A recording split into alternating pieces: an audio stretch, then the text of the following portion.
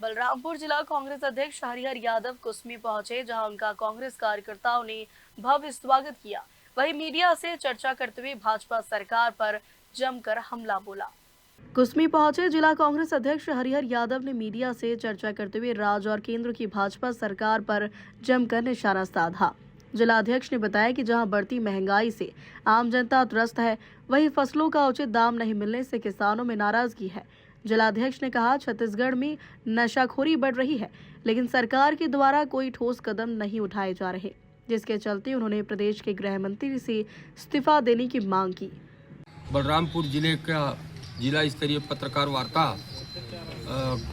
नगर पंचायत कुसमी विकास खंड के अंतर्गत कुसमी में जिला कांग्रेस कमेटी बलरामपुर की ओर से की जा रही है। इस कार्यक्रम में उपस्थित बहुत ही सम्मानीय हमारे पूर्व जिला अध्यक्ष आदरणीय राजेंद्र तिवारी जी, जिला कांग्रेस कमेटी के उपाध्यक्ष आदरणीय विवेक प्रताप समिति कुसमी के सम्मानित अध्यक्ष हरीश मिश्रा जी। आप सब भी जानते हैं कि परसों भाजपा के एक नेता के जो ग्राम समोदा जो दुर्ग जिले में है, ये खुलासा हुआ है कि उसके फार्म हाउस के अंदर लगभग 10 एकड़ भूमि पर अफीम की खेती हो रही थी। यह अफीम की खेती भाजपा नेता जो विनायक ताम्रकर करवा रहे थे। विनायक ताम्रकर भाजपा के दुर्ग जिले के किसान मोर्चा का पूर्व अध्यक्ष है तथा वर्तमान में भाजपा के राइस मिल प्रसंस्करण प्रकल्प का प्रदेश संयोजक है। भाजपा के सभी कार्यक्रमों में उसकी महत्वपूर्ण और सक्रिय भागीदारी रहती है। यह भाजपा का स्थापित नेता और प्रदेश पदाधिकारी भी है। केंद्रीय मंत्री शिवराज सिंह चौहान जी, तोखन साहू जी, गृह मंत्री विजय शर्मा जी, कृषि मंत्री रामविचार नेताम जी, शिक्षा मंत्री गजेंद्र यादव जी, सांसद विजय बघेल जी, भाजपा के राष्ट्रीय नेता अजय जामवाल, शिव प्रकाश सहित अनेक नेताओं के साथ उनकी तस्वीरें सोशल मीडिया में हैं। बिना सरकार के संरक्षण के कोई अफीम की खेती खुलेआम करे, यह संभव नहीं है। भाजपा जब से सरकार में आई है, जुआ, सट्टा, शराब की तस्करी बढ़ गई है, नशे का कारोबार बढ़ गया। सत्ता में बैठे लोग इसको संरक्षण देते हैं। इस घटना की नैतिक जिम्मेदारी लेकर गृह मंत्री जी को इस्तीफा देना चाहिए। भाजपा के राज में छत्तीसगढ़ नशे के मामले में पंजाब, गुजरात, पश्चिम बंगाल को पीछे छोड़ चुका है। शहरों के आउट कैफे जो शहर के बाहर रहते हैं, नशा का अड्डा बन चुका है। पुलिस इसको रोकने के बजाय सहयोगी बनी हुई है। कांग्रेस की सरकार थी तब वर्षों से चल रही हल्का बारों को बंद करवाया था। राज्य में सूखे नशे के कारोबार को पूरी तरह समाप्त किया गया था। भाजपा की सरकार बनने के बाद एक बार फिर से नशे का कारोबार शुरू हो गया है। सरकार नशे के कारोबार पर रोक लगाने में विफल साबित हो रही है। पूरे प्रदेश में युवा नशे की गिरफ्त में जा रहे हैं। सरकार और पुलिस की मिलीभगत के कारण ही प्रदेश के युवा नशे की गिरफ्त में आ रहे हैं। पिछले 2 साल में शराब, गांजा, अफीम, हीरोइन जैसे नशों के कारण प्रदेश की युवा पीढ़ी में नशे की लत महामारी के रूप में ले चुकी है। चंद पैसों के लिए सत्तासीन लोग नशे के बढ़ते कारोबार को रोकने के बजाय संरक्षण दे रहे हैं। बिना सत्ता के संरक्षण के ड्रग राजधानी में खुलेआम नहीं बिक सकता। राज्य में भाजपा की 2 साल से सरकार है। कौन सत्ताधीश इसके पीछे है, इसका भी खुलासा होना चाहिए। पूरे प्रदेश में अवैध नशे के कारोबार को संरक्षण भाजपा की सरकार में मिल रहा है। नशीली दवाएं, प्रतिबंधित गोलियां, अवैध सूखा नशा गली मोहल्ले में निर्बाध बिक रही है। नाबालिग बच्चों तक पहुंचाई जा रही है।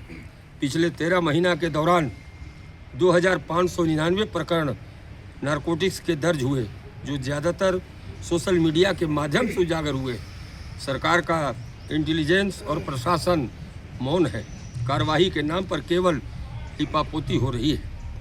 10 से 17 साल के लाखों नाबालिग बच्चे सूखे नशे की गिरफ्त में आ चुके हैं। सैकड़ों मौत हो चुकी है। लेकिन यह सरकार सोई हुई है। गुजरात का मुद्रा पोर्ट पूरे देश में अवैध नशे की कारोबार का प्रमुख केंद्र बना है, जहां से अफगानिस्तान पाकिस्तान से होकर छत्तीसगढ़ तक पहुंच रहा है। भाजपा की सरकारों में साहस नहीं है कि वह अडानी के मुद्रा पोर्ट पर कार्रवाई कर सके। प्रदेश में अवैध नशे के कारोबार कोचियों और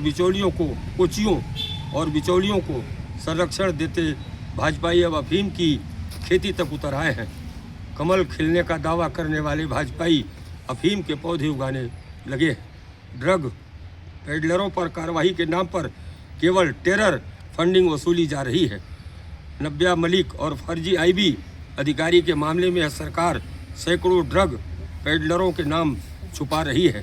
विधानसभा के सवाल पर भी जवाब नहीं दिया गया। छत्तीसगढ़ में नशाखोरी का अमृतकाल चल रहा है। भाजपाई नशे की खेती में आत्मनिर्भर बन रहे हैं। छत्तीसगढ़ को नशे की गर्त में डुबाने का षड्यंत्र सत्ता के संरक्षण में रचा गया है।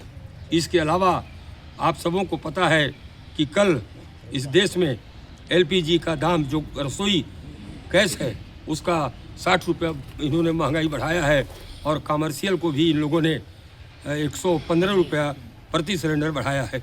इस तरह देश में भी अचानक महंगाई जो है इस देश के प्रधानमंत्री नरेंद्र मोदी जी थोप रहे हैं। इसके अलावा भी प्रधानमंत्री नरेंद्र मोदी ट्रम्प्स जो अमेरिका के राष्ट्रपति हैं उनकी गुलामी कर रहे हैं। वो कहते हैं कि भारत 30 दिन तेल रूस से ले जा सकता है। आज हमारा देश संप्रभु देश है, स्वयं में आत्मनिर्भर देश है। हमारे को चैलेंज करने वाला अमेरिका का राष्ट्रपति कौन होता है? उसके बाद भी हमारे प्रधानमंत्री एक शब्द उसका जवाब नहीं दे रहे। ऐसे अधिनायकवादी विचारधारा को हमारे प्रधानमंत्री स्वीकार कर रहे हैं, जबकि हमारा भारत देश के आज तक के जितने भी प्रधानमंत्री हैं कभी इन्होंने किसी भी देश के राष्ट्रनायक का चैलेंज स्वीकार किया है और उसका मुंहतोड़ जवाब दिया है। इंदिरा गांधी जी हमारी जब थी तो उन्होंने अमेरिका के राष्ट्रपति को डंके के चोट पर जवाब दी थी और उसका द्वारा भेजा गया जो 7 बेड़ा का जो युद्ध पोत था उसे नष्ट करवाई थी।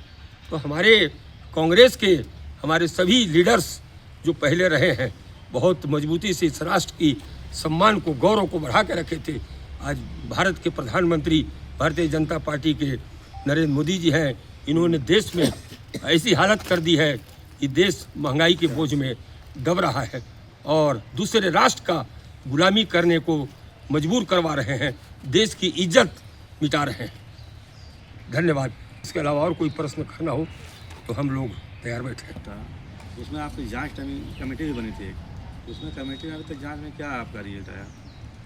नहीं, जांच कमेटी में जो यहाँ की यथास्थिति थी हम लोगों ने प्रदेश को भेज दिया था और हम लोगों के प्रयास से ही उसी दिन जो उसमें संलिप्त थे उस मर्डर कांड में उन लोगों के ऊपर एफआईआर हुआ और गिरफ्तार भी हुए थे।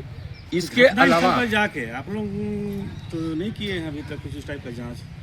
नहीं हम लोग तो यहाँ कुछ में जो आंदोलन हो रहा था जी उस हिसाब से अपना रिपोर्ट लगता है भेजे हैं। हाँ जी, तो जो वहाँ और कुछ मिल सकता था जाने के बाद हम लोग वहाँ पर हंसपुर में भी गए हुए थे उस दिन हम लोग। आप तो अंतिम संस्कार टाइम पहुँचे थे? जी, अंतिम संस्कार के जांच टाइम तो पहुँचे नहीं। अंतिम संस्कार के एक दिन पहले भी हम गए थे। अभी भी वहाँ पे गतिविधि बनी हुई है बक्साइट चोरी की। अभी बक्साइट चोरी मतलब अभी हो रही है? अभी भी हो रही है, गतिविधि बनी हुई है। ये बक्साइट चोरी का मामला हम लोगों ने जो यहाँ की स्थिति थी उसकी रिपोर्ट हम लोग प्रदेश कांग्रेस कमेटी को भेज दिए थे कि ये जितनी भी ये जो मामला हुई थी यहाँ से वो जो है बक्साइड के अवैध उत्खनन को लेकर ही मर्डर हुआ था। अच्छा, उसमें जो एफआईआर नहीं हम लोग को ये जानकारी नहीं है कि किसको साक्षी बनाया। गवाह को 55 लाख देकर जो है खरीदने का बात किया जा रहा है, इसमें क्या है सच्चाई उसको बताइए भाई। आपका जांच टीम आपका बना है तो उसमें गरीब का कैसे आप न्याय दिलवा पाएंगे? आप एक वकील हैं, आप तो जानते हैं। गरीब जो पार्टी हम लोग भी पता करके देखिए गवाह दो, उसमें तो असली गवाह वही है जो 2 आहत है।